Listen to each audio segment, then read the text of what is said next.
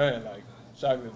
This is what the world think. The world think I'm beefing with Shy Glizzy, bro. I don't got no beefs with him. Like, we had whatever it don't. I ain't gonna say no situation. Whatever the fallout was, Right. that's between me and him. Right, The for people sure. and the extra, the Ninja Turtles and all the extra Nah, people. I seen it on live and all I that. got I seen it time on for that. live and all that. If I say something about him, I say something about him. If he say something about me, he say something. I'm man enough to take what he said about me. I know I ain't got no flaws in nothing I ever did. I know I ain't got no flaws. Like I told you, I'm it. I'm that nigga. So like, if I had any flaws, that shit would have been bragged about. That shit going viral. Like if a nigga smacked me, that shit gonna be in the bathrooms. Right. Like that shit every social media. Like people gonna be like if anything like any bitch assness in my frame, any type of sucker shit go on.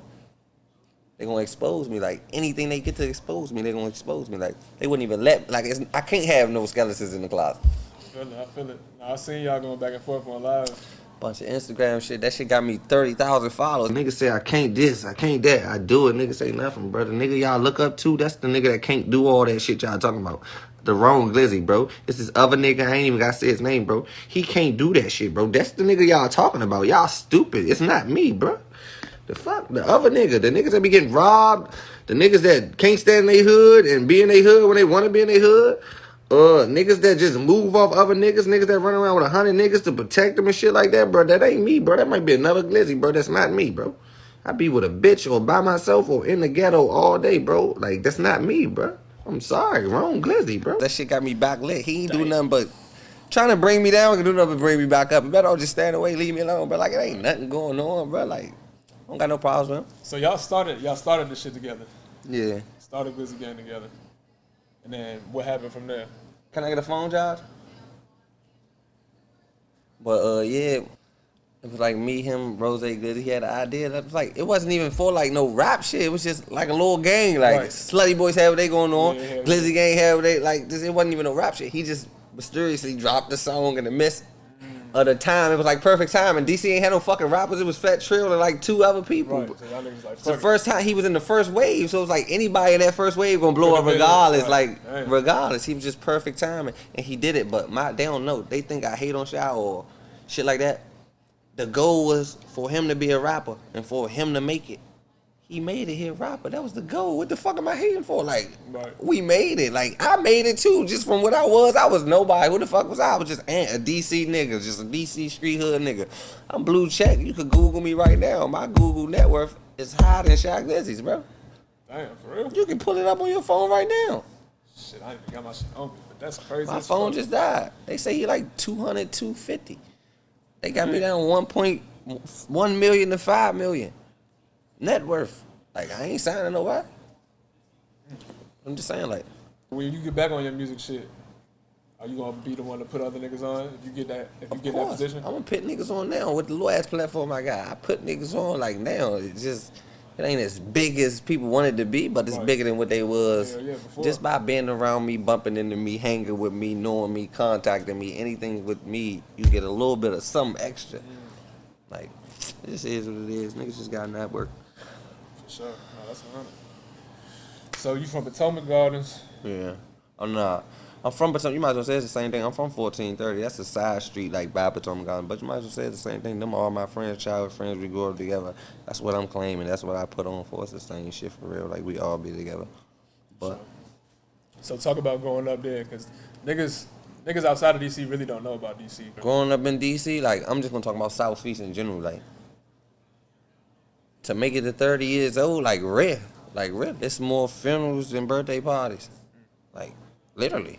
All my friends, I got 4 friends, bro, like close friends in the world. Like if I had an STD, they'd know to be that close, like that type of close. Like my mother, kids close. Right. Like I be around them more than I be around my blood brothers. They did, bro, all of them. So I went into some depression shit. Like 2017, I was on depression, just coping with that shit. Like my friends died back to back, like right behind each other. Like I wasn't even going to my friend. Like my friend GQ, this is my best friend in the world. He died. And Hefe, that's my other best friend. I wasn't going to GQ funeral when he died. Cause that's my best friend. I've been with this nigga every day since 1996. Like every day. Like everything, every place I go, every piece of clothes, everything. So it's like when he died, I didn't want to see him like that. Like he was in the hospital for a couple of weeks, but I couldn't see him. Like I can't see that shit. I gotta remember him, but I didn't know he was gonna die. Because he died 2 weeks later.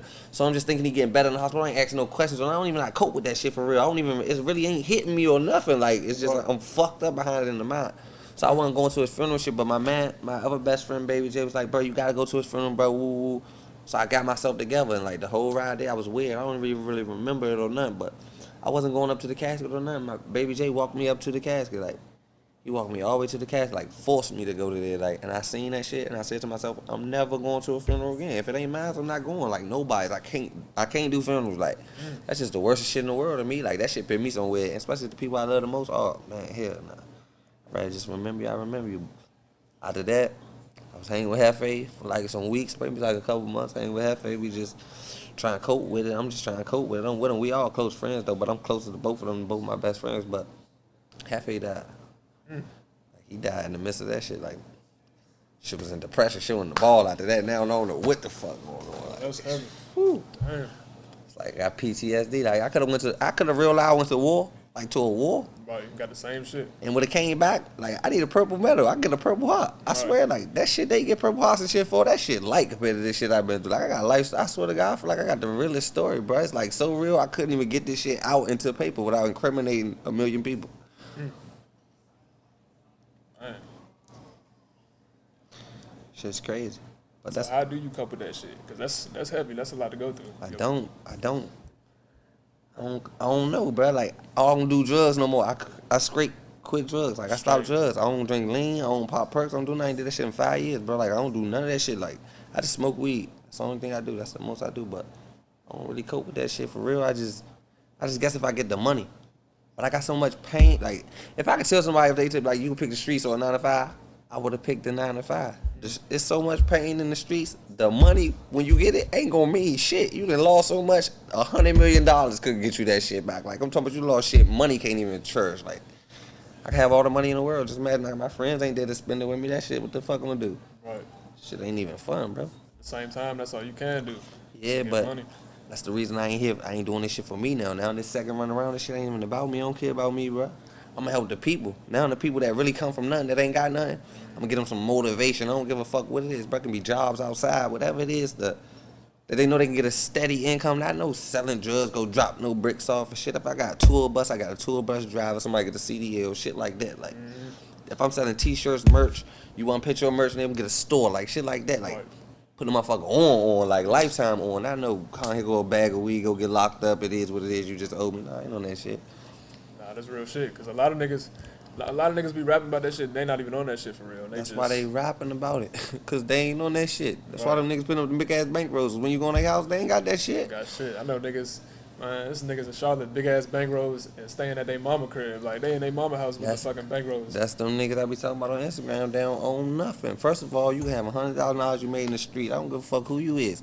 What you gonna put your $100,000 in a girl house or a nigga house? Like, what happens when that relationship go bad and they call the police, put you out? What's your money in their house? What you gonna tell them? I sold drugs to get this money, officer. Like, you don't got no paperwork to show. This is your word versus her word, and you don't got no credentials for this money. So what are you talking about? Or just imagine riding around, you got 100 racks. You don't even own the car you in. You in somebody else's car. They call that joint is stolen. They can get you locked up, bro. And it's really yours, though. Like, niggas ain't even in control of their own life. But I'm trying to motivate motherfuckers. I'm going to show them the right way.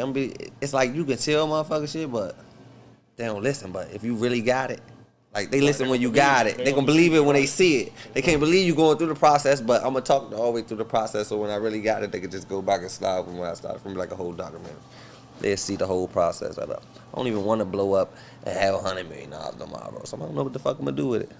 I want to grind for that shit so it can be worth it. The fast money, I blow that shit. I need the shit I grind for, so when I help the people, it'll mean more. That's it. I ain't even here for me, bro. I'm here for the people. I told you.